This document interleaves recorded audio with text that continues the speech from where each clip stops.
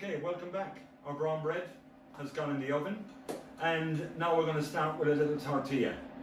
The idea that I would like to try and do is I'm going to cook lunch and dinner every day as I would normally cook for my own family. So what I'm about to start now is the bread's gone in, so we're going to have that for lunch. I'm now going to crack on with a tortilla. Now this is a very, very simple, it's effectively, it's an onion and potato omelette, right? It sounds better if you say Spanish tortilla.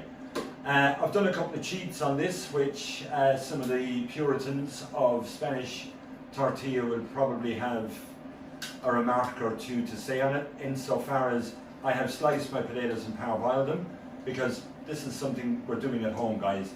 This isn't something we're doing for a dinner party in Hampstead. So I've got a couple of onions on here, as you can see. I'm just cooking them down gently, not with a lot of colour. I haven't added any seasoning to this just yet. I've got my sliced potatoes, which I've parboiled. And when I say parboiled, I'm just going to show you how soft they are. They're literally, well, that soft. They're quite well cooked. Right, I'll pop this out of the way so you can get to it.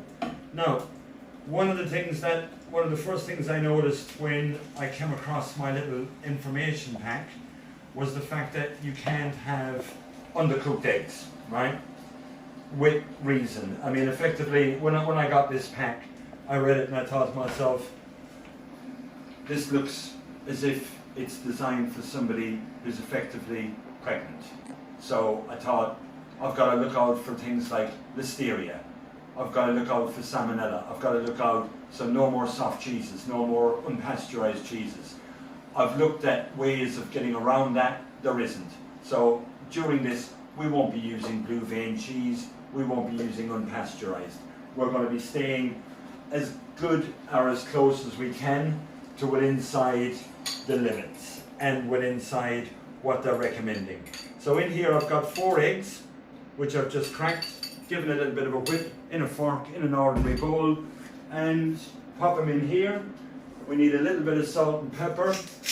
Now, this, like I said earlier, this is not to preach and teach. This is just going to be normal food, but just done, I feel, and explained as simply as I can, as I hopefully can do, so that we can all cook together, eat together, and stay healthy together. Right, the other cheat I'm going to do on this is I'm actually going to pop it in the oven with my bread, right? Now, classic Spanish tortilla should be cooked on top of the stove, quite gently, with a little lid on, so that all the flavours develop together. This will still happen, but by doing it through the oven, it just means it happens a little bit faster. Right? And as they do in all good cookery programs, I have obviously cooked some already in advance. So we're going to bring this up for a couple of seconds just to get the bottom of it a little bit, and I will do the trick where I flick it out on the plate and it looks good if it doesn't fall on the ground. Right, okay, bear with me. Into the bottom, have a little look at the bread at the same time. Okay, so here we go. We've got a bread that we've cooked earlier, same recipe. We've got a little tortilla that we've cooked earlier. We've got some tomatoes, just normal tomatoes, well washed, yet again, well washed and dried. And if you want to add a little bit of meat protein, we've got a little Spanish meat selection. This is just lunch, right? So this is what I'm going to cook today for my family, including my cameraman who's standing behind the camera, and my director who happens to be my gorgeous wife. Right, so a couple of long slices like so. Now, the thing with all types of chemotherapy or cancer treatment is there's going to be days where you're going to have a good appetite. There's going to be days where you're going to have no appetite. There's going to be days where you're full of life and energy, and there's going to be days when basically you need to be peeled off the floor. We all know that.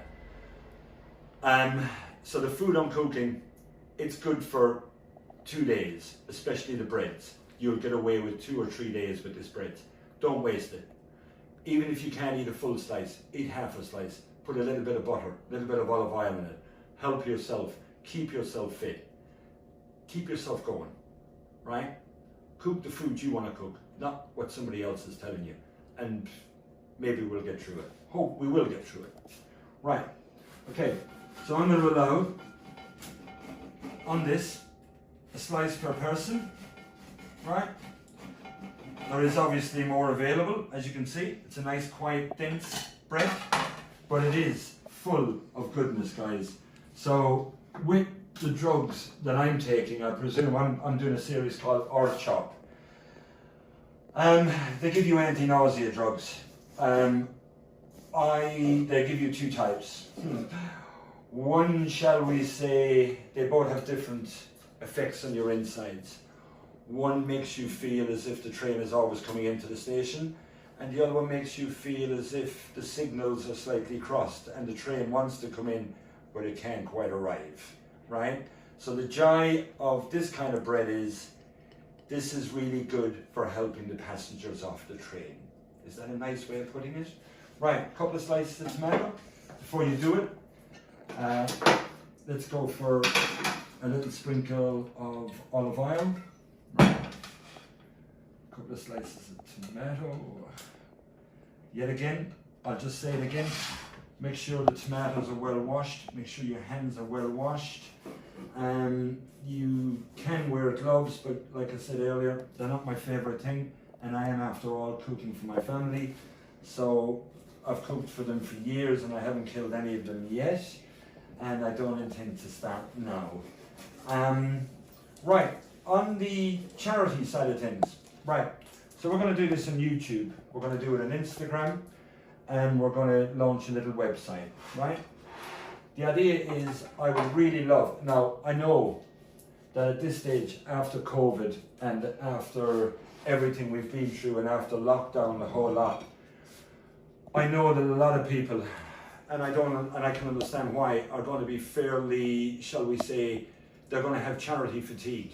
So I'm not asking people, or I'm not going to ask people to donate £20 and £30. I'm going to say, guys, donate what you can. If you can donate £3, donate. If you can donate 5, if you can donate 15, 20, by all means do. But let's give to our charities, because one of the things that I found personally, from my point of view, getting diagnosed with NHL and non-Hodgkin's lymphoma was, I suddenly got this desire to give back. And that's what I'm trying to do, by helping people, by helping charities, and by helping people who are in the same scenario as I'm in. There is the corporate side of charity, which I'm going to try and explain. So, as this is a cookery thing, and the dog thinks he's about to get fed, there's going to be companies hopefully watching this thinking, ooh, I could advertise on that guy's website. So I'm going to make it easy for you. What I'd like you to do, if you're a company and you want to, I've just put 2 little skinny slices on. If you're a company and you want to advertise, right? What I'd like you to do is simple. I'd like you to donate a piece of equipment that you'd like me to use while I'm cooking. If it's good equipment, we'll use it, I'll talk about it, you get a bit of publicity. At the end, when this is all over and done with, and I'm back fit, healthy, I'm back to work, and I don't need the equipment, I'm going to sell it on eBay for charity, for a charity, so therefore the charities win twice. What I want the corporate companies to do, or equipment suppliers to do, is effectively donate the retail value of that piece of equipment to the charity, and that's it. Okay, so here we go. 2 slices of tortilla per person. I've just switched on the grill. I'm going to give it a little dash more of olive oil on the top. I'm going to pop it underneath the grill for literally for 2 minutes. Now, as you can see, this is completely cooked. So there is no raw egg sitting anywhere inside in that. But just to guarantee it, I'm going to give it a quick flash under the grill. Okay? And it only takes a couple of seconds. Right.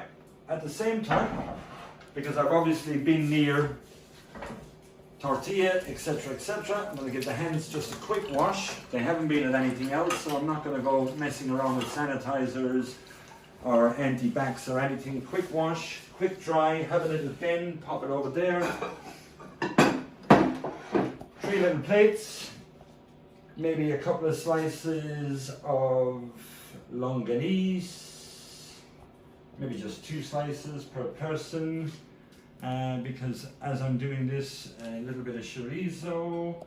As I'm doing this, I'm also thinking to myself, I did promise to take that tortilla out of the oven and do the trick where you scoop it out without taking yourself to A&E with 3rd-degree burns. So bear with me. We're just going to wipe that out. It's had a couple of seconds under the grill. We're going to grab our spatula, pop it down over here.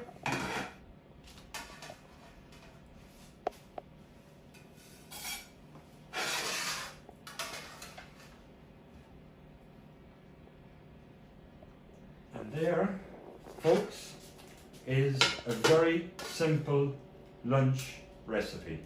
Homemade, really good for you, seeded brown bread or wholemeal bread, a little bit of tortilla, and a little bit of a charcuterie selection.